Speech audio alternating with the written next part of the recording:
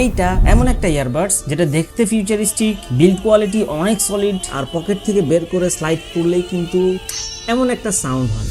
Smartphone দিয়ে gaming এর জন্য আমি বেশ কিছুদিন ধরে এই বাডসটা ব্যবহার করতেছি, ব্ল্যাক শার্ক T11। আজকের ভিডিওতে দেখবো এই বাজেটে এই বাডসটা কি শুধু দেখতে সুন্দর নাকি গেমিং এর জন্য আসলেই সেরা। প্রথমে বুঝতে পারতেছেন এটার আউটলুক নিয়ে কথা বলবো, কারণ এটার ডিজাইনটা ভাই আসলে একজন গেমারের কাছে বেশ ইমপ্রেসিভ একটা ডিজাইন। এটার বডি ফ্রেম দেখতে মেটালের ফিল দেয়, যদিও এটা প্লাস্টিক বিল্ডের। মেটাল শুধু ব্যবহার করছে এই যে ভিতরের এই সাইডটাতে, হাতে না নেওয়া অবধি কেউ বুঝতে পারবে না যে এটা অ্যাকচুয়ালি প্লাস্টিক বিল্ড। একটা ভাইব তো অবশ্যই আছে, কারণ চারপাশে RGB লাইট দিয়ে রাখছে, আর এই পাশে টাইপ সি চার্জিং পোর্ট আছে, পাশে সুইচ আছে যেটা দিয়ে হচ্ছে আপনি পেয়ারিং মোড এন্ড খোলার সময় যে শব্দটা হয় ওইটাকে আপনি অন অফ করে রাখতে পারবেন, যেটা অ্যাকচুয়ালি বেশ কাজের। হতে পারে আপনি এমন একটা এনভায়রনমেন্টে আছেন, চাচ্ছেন না এখানে কোনো শব্দ হোক, তখন আপনি এটা 4-5 সেকেন্ড প্রেস করে ধরে রাখলে আপনার সাউন্ডটা হয় খোলার সময় ওইটা বন্ধ হয়ে যাবে। এটা প্রেস করে ধরে রাখলে এইরকম একটা শব্দ হয়। তাছাড়া এটাতে কোনো IP60 এর কোনো ইনফরমেশন অ্যাকচুয়ালি আমি দেখি নাই, না থাকারই কথা, কারণ কেসের সব জায়গাতে হচ্ছে একটু খোলামেলা অবস্থা। RGB লাইটের কারণে কেসের সৌন্দর্যটা আসলে বেড়ে গেছে, যেটা গেমারদের জন্য কিন্তু আসলে এক্সাইটিং একটা বিষয়। যখন এটা আপনি চার্জার লাগাবেন তখন হচ্ছে RGB লাইটটা এভাবে জ্বলে। এই তো এগুলো আউটলুকের অবস্থা।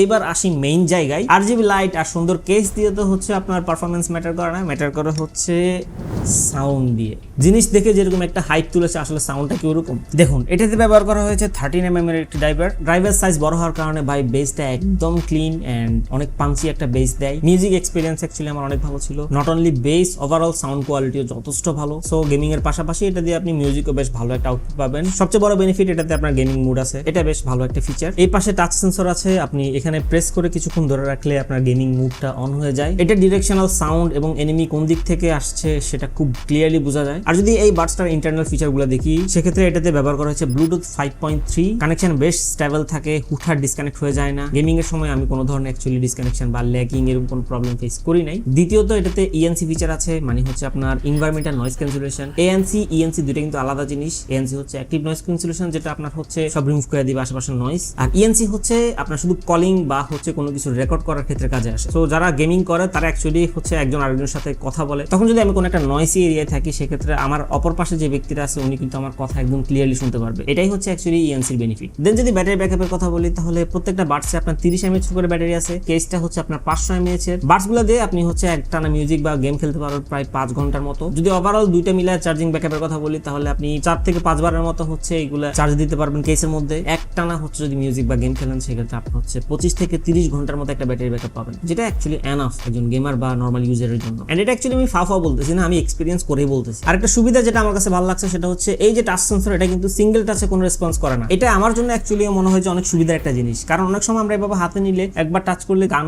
পজ হয়ে যায় বা আপনার হচ্ছে গান চেঞ্জ হয়ে যায়, অনেক ধরনের প্রবলেম অ্যাকচুয়ালি দেখা দেয়। এটা সিঙ্গেল টাচ আসলে কোনো ফিচার নাই। ডান পাশের টাচ সেন্সরটা যদি আপনি 3বার ট্যাপ করেন, সেক্ষেত্রে আপনার মিউজিক চেঞ্জ হয়, আর যদি আপনি বাম পাশেটা 3বার ট্যাপ করেন, সেক্ষেত্রে আপনার প্রিভিয়াস মিউজিকে যায়, আর ডাবল ট্যাপ করলে হচ্ছে আপনার গান পজ প্লে হয় আর কি। ভলিউম বাড়ানোর কোনো অপশন আমি পাই নাই। এতক্ষণ যা কিছু বলছি অ্যাকচুয়ালি এটার বেনিফিটের কথা বলছি, এটার ভালো দিকগুলো বলছি। প্রত্যেকটা জিনিসেরই হচ্ছে ভালো এবং খারাপ দিক দুইটাই আছে। এই এয়ারবাডসটাও কিন্তু কোনো অংশে কম না, ভালো দিকও আছে খারাপ দিকও আছে। খারাপ দিক কি বা অসুবিধা কি যেগুলো আমি ফেস করছি, সাউন্ড নিয়ে কোনো কমপ্লেন নাই ভাই, সাউন্ড যথেষ্ট ভালো। প্রথমত ভাই আমার জন্য এটা ইউজার ফ্রেন্ডলি না। আমার কানে অ্যাকচুয়ালি এই ধরনের যে ইয়ারবাডস গুলো আছে এগুলো অ্যাডজাস্ট হয় না। আমার কানে হচ্ছে সিলিকন রাবার সহ যেগুলো আছে না আপনার, যেগুলোকে আমরা এয়ারপডস নামে চিনি বা এয়ারপডস প্রো, ওগুলো আমার কানে অ্যাকচুয়ালি অ্যাডজাস্ট ভালো মতো হয়। এগুলো আমি কানে দিলে মনে হয় যে আমার কান থেকে পড়ে যাবে। তবে আমি কয়েকজনকে দিয়ে টেস্ট করেছি যারা হচ্ছে এই ধরনের বাডস ইউজ করে, তারা বললো যে না ভাই কানে একদম পারফেক্টলি থাকে। আমার জন্য অ্যাকচুয়ালি এটা পারফেক্ট।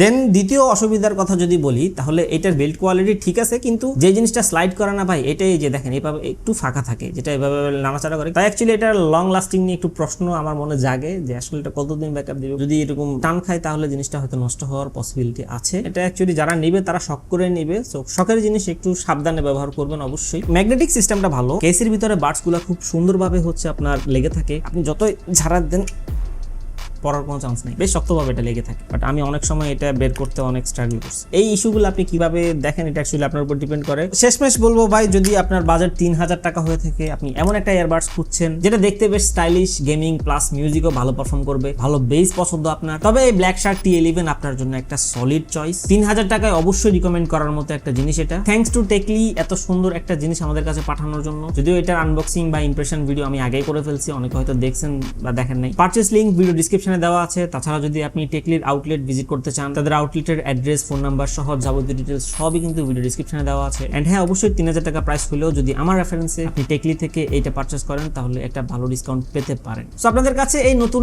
ডিজাইনের ইয়ারবাডসটা কেমন লেগেছে অবশ্যই কমেন্ট করে জানাবেন। দেখা হচ্ছে খুব শীঘ্রই আরেকটি নতুন ভিডিওতে। ততদিন সবাই ভালো থাকবেন, সুস্থ থাকবেন। আল্লাহ হাফেজ।